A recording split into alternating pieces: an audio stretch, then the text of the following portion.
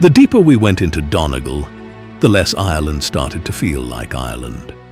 When we arrived near Anport, I expected a simple coastal walk, maybe a few nice drone shots, and then home. But this place had other ideas. Straight away, the landscape felt massive, wild, untouched. The cliffs looked more like Iceland or Norway than anything I expected to see here, and every corner revealed another insane view. The hike started steep, and somehow kept getting steeper, but the scenery distracted you from the effort completely. You stop thinking about the climb, because your mind is too busy trying to process what's in front of you. Then suddenly, Glenlough Bay appeared.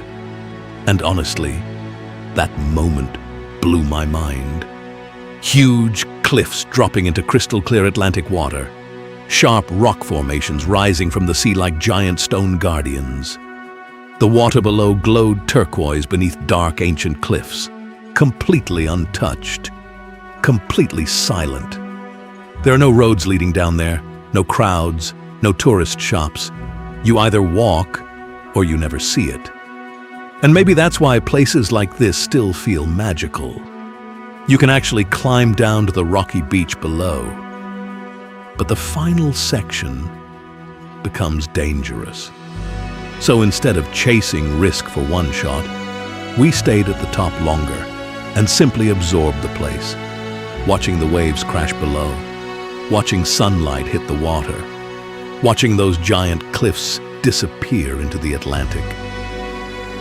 The drone made the experience even crazier. The zoom lens allowed me to capture scenes naturally from far away, without disturbing anything.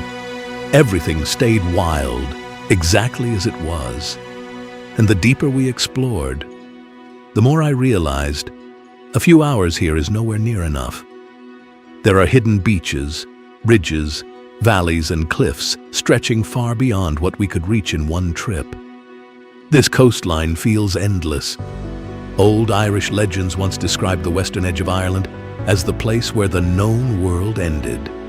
Standing above Glenlough Bay, I understood why.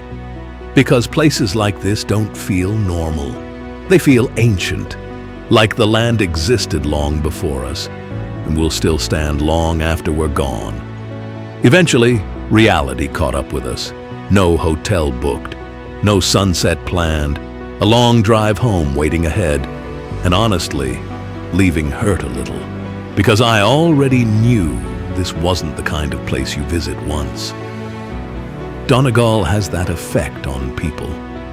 Wild, remote, untamed. And Glenlough Bay might genuinely be one of the most jaw-dropping places I've ever seen in Ireland.